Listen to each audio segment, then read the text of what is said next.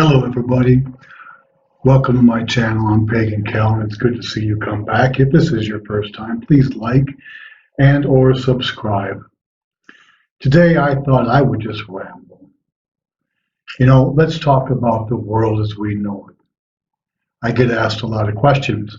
That's why I talk so much, answering questions. And one of the questions I have gotten so often over the last 4 years is, why is the stupidity growing worldwide? That's a really good question. You look at what these people are doing, they're delusional.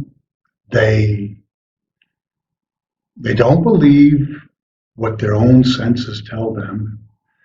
They've burrowed into a fantasy life, and that to me is stupid. To a lot of other people too. And people want to know why. Have we slipped on education? Is it perhaps by design? Are they trying to create a stupid populace so that they have an easier time taking over power? Not a bad question right now, is it? Well, it's really difficult to explain unless you have the vision of the souls as immortal. Now, I and my beliefs, they include reincarnation. I believe each and every soul will come back to this place and learn. We are here for the express purpose of learning, and that learning takes many lifetimes. Mine is not the only religious expression that believes that. Respect to everybody, respect to the atheists. One thing we do know is we will find out when we get there, won't we? But in my belief, knowing our human history, we started with very few people. Conscious, sapient human beings. There were not many of us. There was a time where we were reduced in number to less than 10,000 souls alive. And that's a very long time ago. As far as actual time, it's a very long time ago. I would not even hazard a guess as to how many generations, although we can find out. Well, those original souls did what humans do. They created more humans.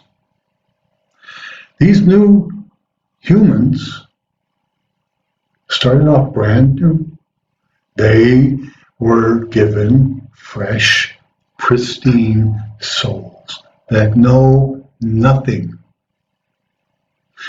Paganism is a study in analogies or similarities. Like draws to like. As above, so below. We see this in the turning about an atom. We see this in the solar system, the greater galaxies. That all works along the same principles.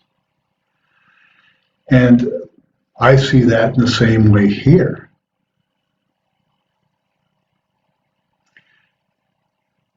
A human is born, a child. They know nothing. They know to swallow when given food and to cry when they are in distress, and their body knows how to evacuate. That's all they know.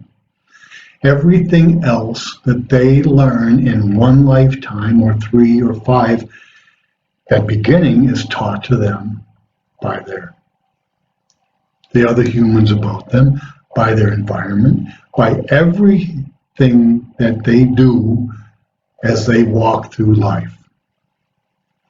We all get that. That's one of the lessons. We share that.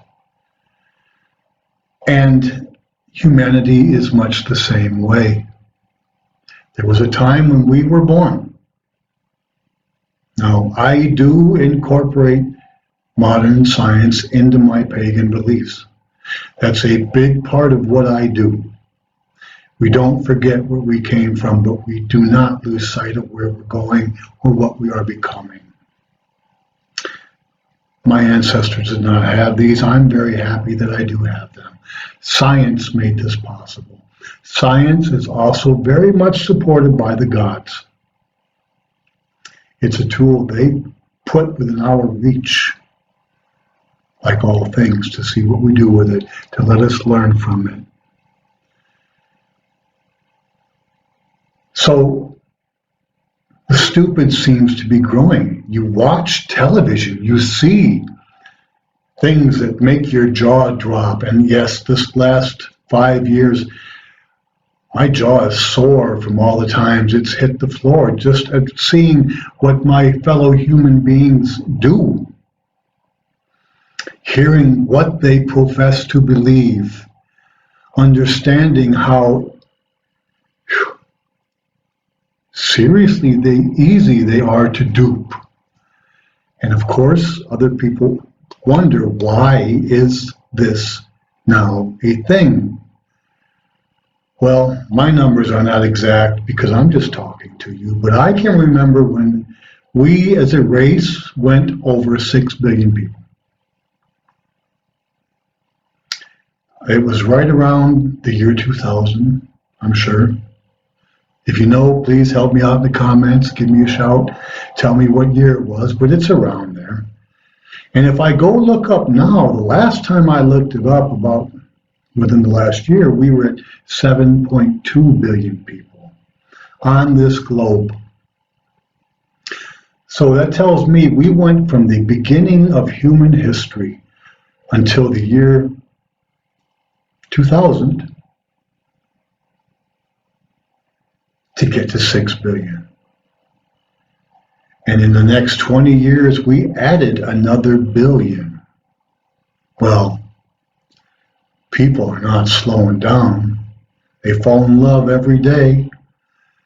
That's going to grow. And those new bodies must have souls. They get fresh new ones.